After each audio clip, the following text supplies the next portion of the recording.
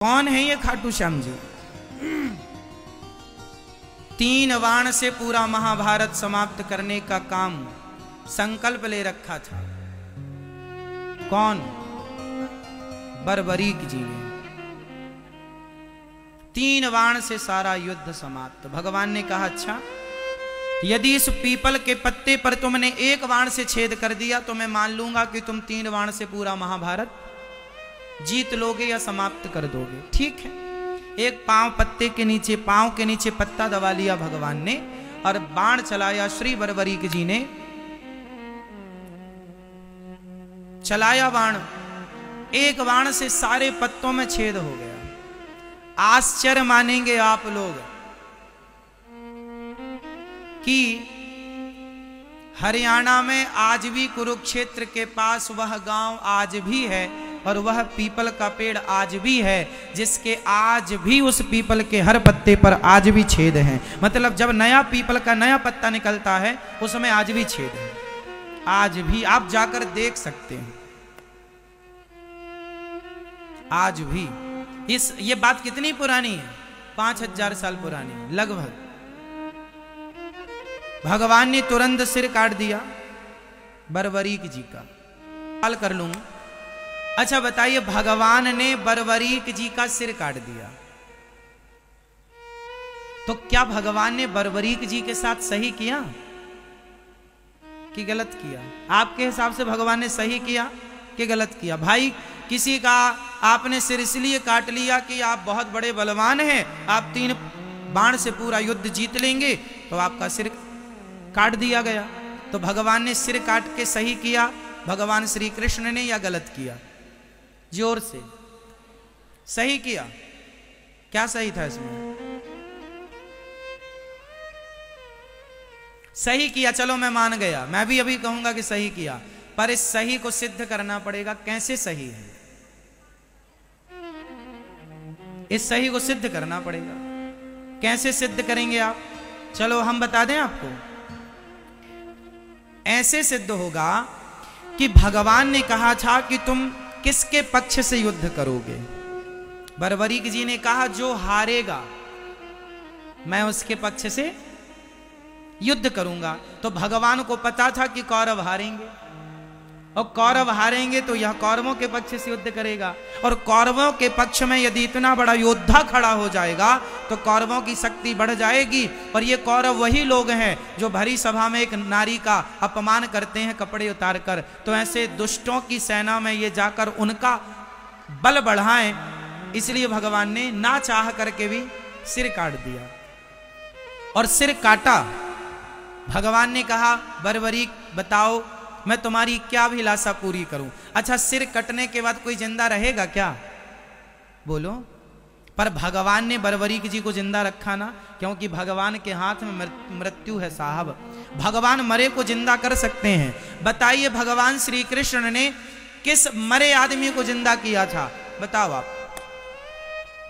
वो कौन है जिसको भगवान ने जिंदा? बताओ। हाँ मैया बताओ मेरी मां, भगवान श्री कृष्ण ने वो कौन है जिसे मरे हुए को जीवित किया था?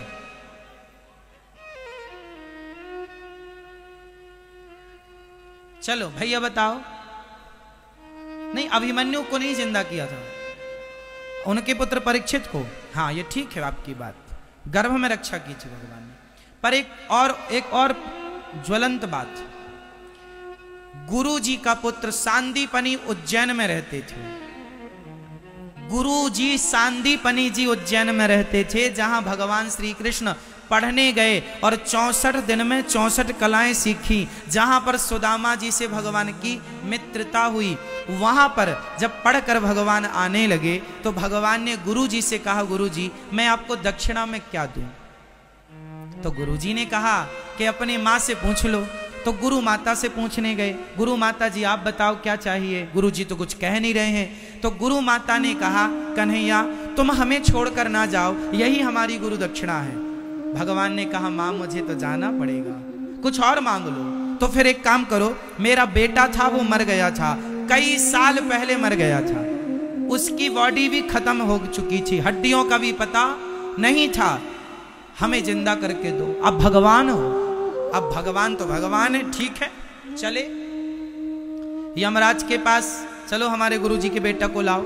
महाराज बेटा की आत्मा तो है, सूक्ष्म शरीर तो है, शरीर का आता पता नहीं है। भगवान बोले शरीर हम बनाएंगे, लाओ। शरीर आत्मा ली, सूक्ष्म शरीर लिया, और भगवान है वो साहब, भगवान है जो एक उंगली से पहाड़ उठाने की ताकत। उन्हें सामान्य पुरुष ना कहा करो, सामान्य इंसान सामान्य पुरुष मानना भी अपराध है। गुरु जी के मरे हुए पुत्र को शरीर बनाया भगवान ने अपने बल से, और आत्मा डाल दी, जिंदा करके दिया था गुरु जी का बेटा।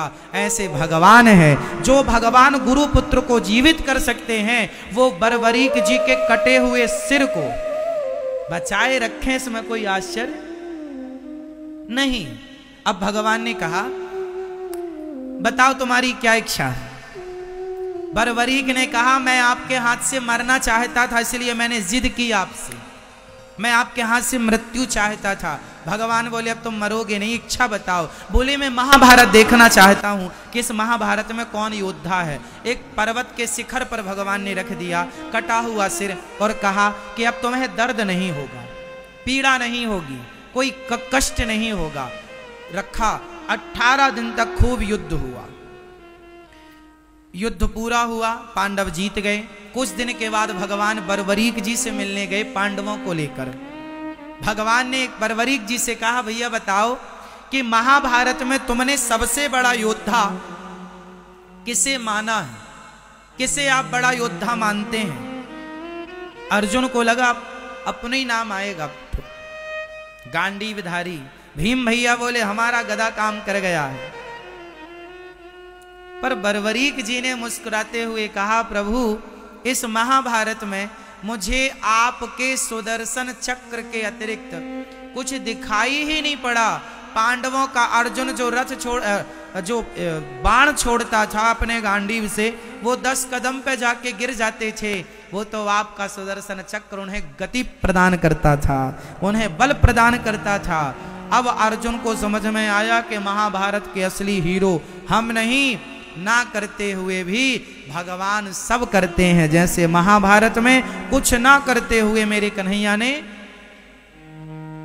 सब कुछ किया, भगवान ना करते हुए सब कुछ करते हैं।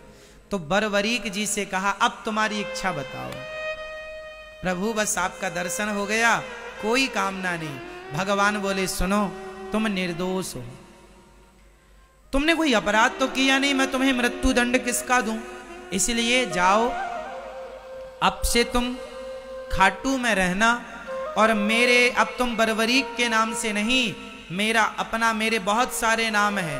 गोविंद है, गोपाल है, मनमोहन है, मदन मुरारी है, गिरिवरधारी है, दामोदर है। इनमें एक नाम है मेरा श्याम सुंदर।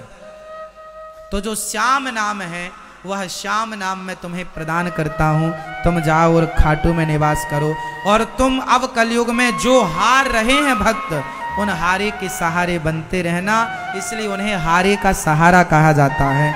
और श्याम नाम भगवान ने प्रदान किया, तो श्याम के नाम से चूंकि खाटू में विराजे तो खाटू श्याम कहते हैं। बोलिए खाटू श्याम की। ऐसी कथा है श्री खाटू नरेश की। इसलिए 3 बाण उनके पास आज भी हैं। आप देखते हैं, दर्शन करते हैं, हारे के सहारे हैं। मतलब अब हारे के सहारे का मतलब ये नहीं कि तुम गलत काम करो और पुकार लो हे खाटू श्याम हम तो गलत चोरी करते करते पकड़े गए अब बचाओ। ऐसे हारे का सहारा नहीं है, जो सच के रास्ते पर हैं। और यदि उन्हें कोई कष्ट है तो भगवान चाहे आप कृष्ण नाम को पुकार लो, राम नाम को पुकार लो, खाटू श्याम नाम को पुकार लो, गोविंद देव जी को पुकार लो, जो सच्चे मन से जिनको पुकारेंगे, क्योंकि सब एक ही है, तो आप पुकार लें, भगवान उस रूप में आकर के आपकी मदद करते हैं। इसलिए आपको पहले सच्चा बनना पड़ेगा। भगवान सत्य के साथी हैं, झूठ के साथी नहीं है। झूठ का साथ बरबरीक देने चले थे तो भगवान ने उनका भी सिर काट दिया, हाँ या ना। इसलिए भगवान सत्य का साथ देते हैं, झूठ का नहीं। अब आप सोचेंगे हम झूठा काम करें और भगवान रक्षा करें, इसलिए सच्चे काम करिए और आगे बढ़ते रहिए। तो ये भगवान आनंद के सागर हैं, भगवान का चिंतन करो। भगवान परम आनंद को प्रदान करने वाले हैं। संसार में जो सुख है वह क्षणिक है, इसलिए संसार का काम करना चाहिए, पर काम करते हुए बस ये याद रखे रहो कि हे नाथ मैं आपको कभी, सब बोलो मेरे संग, बोलो हे नाथ मैं आपको कभी भूलूं नहीं, हे नाथ मैं आपको कभी भूलूं नहीं। सदा भगवान का स्मरण। ऐसे भगवान सतचित आनंद विश्व की उत्पत्ति पालन संहार करने वाले ऐसे भगवान श्री कृष्ण को, राधा सहित श्री कृष्ण भगवान को हम बारंबार नमस्कार करते हैं। श्री कृष्णाय वयं नुमः।